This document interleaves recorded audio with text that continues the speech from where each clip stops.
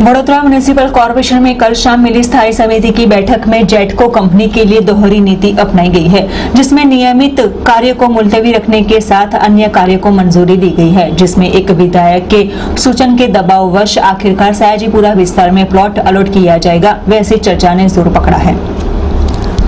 Vadodara municipal corporation की स्थायी समिति की बैठक में कल शाम एक विधायक के दबाववश होकर 2 दरख्वास्त को मंजूरी दे दी गई है, जिसको लेकर एक बार फिर नया विवाद खड़ा हुआ है। जहां दोनों दरख्वास्त में आखिरी फैसला राज्य सरकार में भेजा जाएगा, वैसी जानकारी प्राप्त हुई है। वडोदरा शहर कॉर्पोरेशन को प्राप्त हुई वैसी जमीन के प्लॉट की बिक्री के बारे में 2 दरख्वास्त कमिश्नर को भेजी गई थी। स्थायी समिति में गुजरात सरकार के शहरी विकास और शहरी गृह निर्माण विभाग के शहरी विस्तार विकास सत्ता मंडल के disposable of land and other property regulation में बदलाव करने के लिए सही फैसला अंतर्गत दरख्वास्त स्थायी समिति में पेश की थी।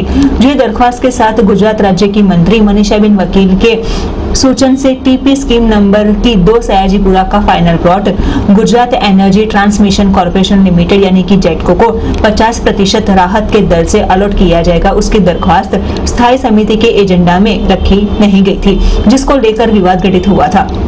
जेटको कंपनी को जमीन देने अंतर्गत दरख्वास्त के अधिक के कार्य के खिलाफ भी आंदोलन पैदा हुआ था। जेटको को 50% राहत दर पर जमीन देने की दरख्वास्त तत्काल रूप से मंजूरी की गई, तो वहीं एजेंडा पर रखे गए वैसे रेगुलेशन में बदलाव करने की दरख्वास्त को भी मुलतवी रखने के साथ एक विवाद घटित हुआ है, जिसमें जेटको कंपनी के लिए ही कॉर्पोरेशन द्वारा दोहरी नीति अपनाई गई। नियमित कार्य को मुलतवी और अन्य कार्य के लिए सयाजीपुरा विस्तार में प्लॉट देने से एक बार फिर नया विवाद ने तूल पकड़ा है। सयाजीपुरा में जेटको कंपनी को जमीन फालवनी के मुद्दे जो जमीन पर वाणिज्य हेतु के लिए थी, वो कंपनी को अब 50% राहत से जमीन अलॉट की जाएगी, तो वही सरकारी नीति के नियम के मुताबिक ये जाहिर हेतु के लिए प्लॉट होना जरूरी है। फिलहाल जो ये प्लॉट अलॉट किया जाएगा वो वाणिज्य हेतु होने के अंतर्गत उसका भी बदलाव करना होगा, जिसके बाद ही जेटको को 50% राहत से जमीन अलॉट की जा सकेगी।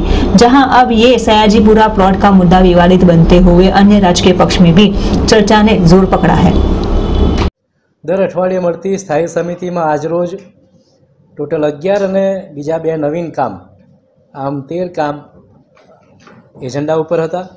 એમાં ખાસ કરીને જે 80-20 સરકારની ખૂબ મહત્તમ અને લોકોને જનભાગીદારીના સાથે લાભ આપતી સોસાયટીઓના, નગરોના, આવાસોના જે રહેઠાણ વિસ્તાર છે એમાં ખૂબ સારી ક્વોલિટીથી કામ થયા છે। એમાં આરસીસીનું કામ હોય, રેન વોટર રિચાર્જનું કામ હોય અથવા પાણી ડ્રેનેજનું કામ હોય, એ પણ એ વિસ્તારમાં સારી રીતે કામ પૂરા પાડ્યા હતા। અને અત્યાર સુધી આખા શહેરમાં ઝોન દીઠ જો વાત કરું તો 2500 થી 3000 સોસાયટીઓમાં આ પ્રકારનો લાભ ઓવરઓલ 10,000 સોસાયટીઓએ લાભ લીધો છે।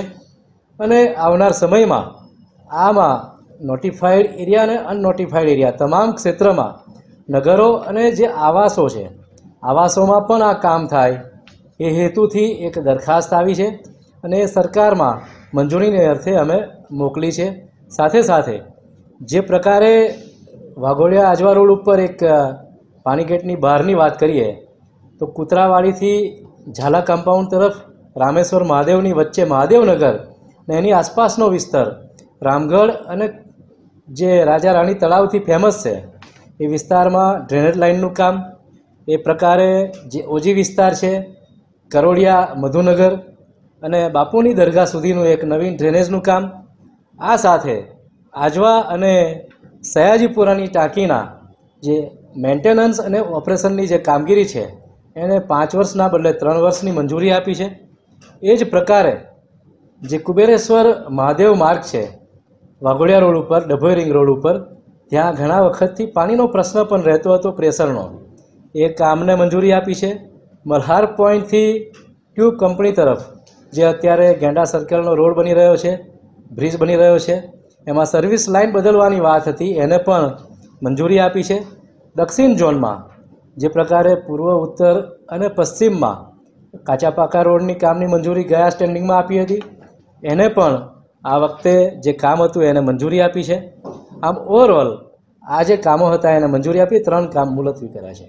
અને સાથે જેટકોના માધ્યમથી જે કોર્પોરેશનમાં એક જગ્યા માગવાનો વિષય આવ્યો છે એમાં સૈદ્ધાંતિક મંજૂરીની એક જે માગ છે એને આપણે મંજૂરી કરી છે.